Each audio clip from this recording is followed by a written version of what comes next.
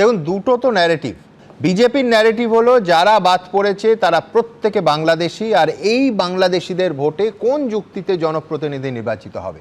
আবার উল্টো ন্যারেটিভটা তৃণমূলের। তৃণমূল বলছে কেন্দ্রের বিজেপি সরকারটা সাম্প্রদায়িক, তাই তারা নির্বাচন কমিশনকে দিয়ে রাজ্যের বৈধ সংখ্যালঘু ভোটারদের ভোটাধিকার কেড়ে নিচ্ছে, এবং সেই জন্য সংখ্যালঘু অধ্যুষিত জেলা মুর্শিদাবাদ বা মালদা বা উত্তর 24 পরগনায় এত নাম বাদ গেছে।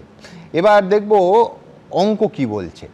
দেখুন, 24টা জেলা থেকে বাদ গেছে মোট 27,16,000 নাম। তার মধ্যে শুধুমাত্র 7টা জেলা থেকে বাদ গেছে 18,38,000 নাম, অর্থাৎ 2/3 বেশি।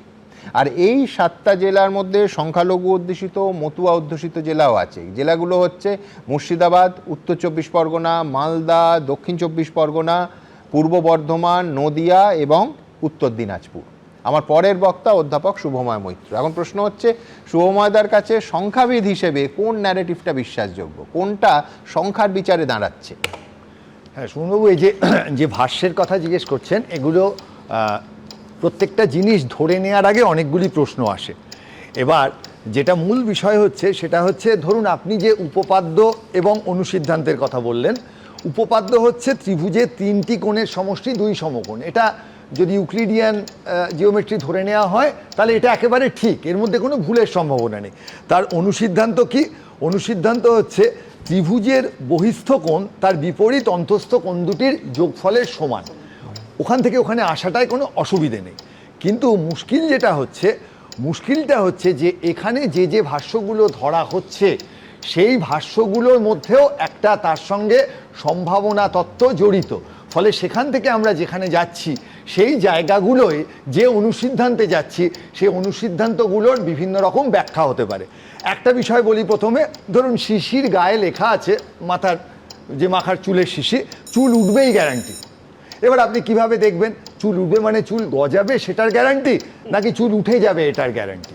এই ইন্টারপ্রিটেশনটা হচ্ছে বিজেপি এবং তৃণমূল তাদের দুজনের দু রকমের ইন্টারপ্রিটেশন।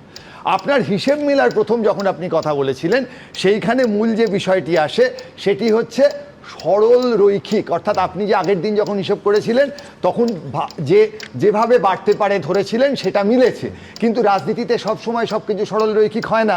যেমন আমার ধারণায় ছিল অরূপবাবু এবং শঙ্কুবাবু প্রার্থী হবেনই এবারের নির্বাচনে তাদের দুজনের দল থেকে, আমার মনে হয়েছিল, আমি তাদের যেভাবে ফলো করেছি। এবার রাজনৈতিক বিশ্লেষণ হিসেবে আমি বুড়ুন তুমি অঙ্কে 13 হলাম, ওনারা দুজনে কেউ হয় প্রার্থী হলেন না বা ওনাদের দল তাদের প্রার্থী করলো না। অর্থাৎ এই জায়গাটা কিন্তু আমরা কোনোদিন জানতে পারবো না, অর্থাৎ অজানা একটা হিডেন ভেরিয়েবলের প্রশ্নও এখানে আছে।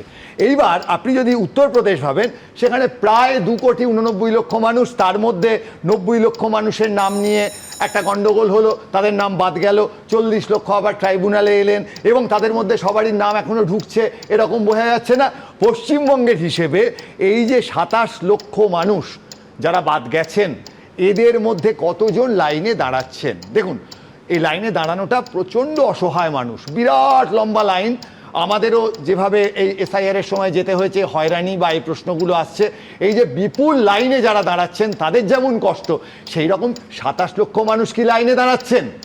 তাহলে এই অঙ্কটা আমরা কখন জানতে পারবো যখন নির্বাচনের পর কত শতাংশ মানুষ ভোট দিলেন দেখতে পাবো। এই ভোট পার্সেন্টেজ বিরাট বাড়া উচিত। কেন? আগে হরে প্রচুর লোক ছিল, এবার হরটা কমে গেল। এবার লবে সত্যি কি কমলো? যে কথাটা বিশ্বনাথ দা কেমিস্ট্রি বললেন সেটা আসলে হচ্ছে যে লবে কমাটা কি শুধু তৃণমূলের কমবে নাকি অন্যান্য দলেরও কমবে? যদি শুধু তৃণমূলের কমে তাহলে বুঝতে হবে দ্বিজেন বাবুরা শুধুই তৃণমূলকে ভোট দিয়েছেন, অন্য কাউকে দেননি, এবং সেই প্রপোর্শনটা কিন্তু এবারের নির্বাচনের পর বোঝা যাবে। সেই কেমিস্ট্রির জায়গাটা তো আসবেই, যেটা অসরল রৈখিকতা। এবার প্রশ্ন হচ্ছে যে সত্যিই তো যদি পাসপোর্টই থাকে তাহলে কংগ্রেসের নেতা দুজন ফারাক্কার কংগ্রেস প্রার্থী, হঠাৎ কেন তার নাম বাদ গেল? পাসপোর্টই তো যদি ছিল তাহলে কে বাদ দিল? এক হচ্ছে এটা কি কোনো চক্রান্তের ফল যে বাদ চলে গেল, নাকি পুরো প্রসেসে আপলোডিংয়ে কিছু মুশকিল হচ্ছে? এইটা কি আমরা জানতে পারবো? জানতে পারলে সুবিধে হতো। দ্বিতীয়, বারবার কিন্তু মুর্শিদাবাদ এবং মালদার কথা আসছে। দেখুন, মালদা আর মুর্শিদাবাদে বিজেপি যোগ তৃণমূল ভোট যদি যোগ করেন তাহলে সবচেয়ে কম মালদা আর মুর্শিদাবাদে, সেখানে তৃতীয় শক্তি কিন্তু সবচেয়ে বেশি। তাহলে তারও কি কোনো একটি বার্তা আছে, এই প্রশ্নও উঠবে। এবং শেষ যে জায়গাটি দাঁড়াচ্ছে সেটা হচ্ছে যে এই নির্বাচনে কিন্তু আবার বারবার যে কথাটা আমরা ফিরে আসি যে উন্নয়নের আলোচনা, শিক্ষার আলোচনা, স্বাস্থ্যের আলোচনা, এগুলো কিন্তু কিছুতেই ভাষ্য হিসেবে উঠে আসবে না। এবারের ভাষ্যগুলো কিন্তু নির্ধারিত হয়ে গেছে, যেটা মূলত এখন এসআইআর কেন্দ্রিক। সম্পূর্ণ একমত শুভময়দার সঙ্গে। শুধু শুরুতে শুভময়দা এত নস্টালজিক করে দিলেন যে সম্পাদ্য, উপপাদ্য, প্রতিপাদ্য সমস্ত কিছু প্রায় মনে পড়ে গেল। কিন্তু এখন হচ্ছে যে এই সংখ্যার বিচারে এই অঙ্কগুলোতে কে বিষম খাবে আর কে রাবড়ি খাবে। রাজনীতির প্রশ্ন হচ্ছে সোজা কথায় সেটা ঠিক, যেটা নিয়ে মঞ্চের ওপর থেকে একেবারে তুল ধুমাধুম শুরু হয়ে গেছে। আজকের মঞ্চের ওপরের রাজনৈতিক আক্রমণ প্রতি আক্রমণের চেহারাটা ঠিক কেমন দেখাবো। चुन चुन कर हम घुसपैठियों को देश के बाहर উকুন বেছে বেছে নাম বাদ দিয়েছে। ভোটের দিন যত এগিয়ে আসছে অনুপ্রবেশ ইস্যুতে শাসক বিরোধী সুর ততই চড়া হচ্ছে। পশ্চিমবঙ্গের ভোটার তালিকা থেকে প্রায় 90 লক্ষের বেশি নাম বাদ গেল। এই আবহেই অসমের সভা থেকে পশ্চিমবঙ্গে অনুপ্রবেশ ইস্যুতে সরব হন কেন্দ্রীয় স্বরাষ্ট্রমন্ত্রী অমিত শাহ। बंगाल में भी परिवर्तन होने वाला है। बंगाल में भी आसाम, बंगाल, त्रिपुरा तीनों भाजपा सरकार बनने के साथ ही न केवल घुसपैठ बंद होगी, चुन चुन कर हम घुसपैठियों को देश के बाहर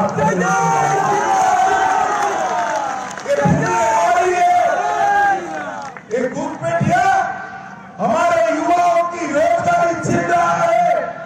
हम नहीं चाहते घुसपैठियों को देश के बाहर निकालने का काम ये भारतीय जनता पार्टी करेगी। পাল্টা জবাব দিয়েছেন তৃণমূল নেত্রীও। অনেক নাম বাদ গেছে। মুর্শিদাবাদে, উত্তর দিনাজপুরে, মালদাতে, দক্ষিণ 24 পরগনায়, নদিয়ায় উকুন বেছে বেছে নাম বাদ দিয়েছে। আর অনুপ্রবেশকারী কারা? বর্ডার পাহারা দেয় কারা? Government of India. এই ডিসক্রিমিনেশন কেন? দেখে দেখে একটা কমিউনিটিকে বাদ দিচ্ছেন, দেখে দেখে মতুয়াদের বাদ দিচ্ছেন, দেখে দেখে রাজবংশীদের বাদ দিচ্ছেন, দেখে দেখে সংখ্যালঘুদের বাদ দিচ্ছেন। অনুপ্রবেশ সমস্যার স্থায়ী সমাধান কি কোনোদিন হবে? সমীরণ পালের রিপোর্ট, এবিপি আনন্দ। এবিপি আনন্দ, এগিয়ে থাকে, এগিয়ে রাখে।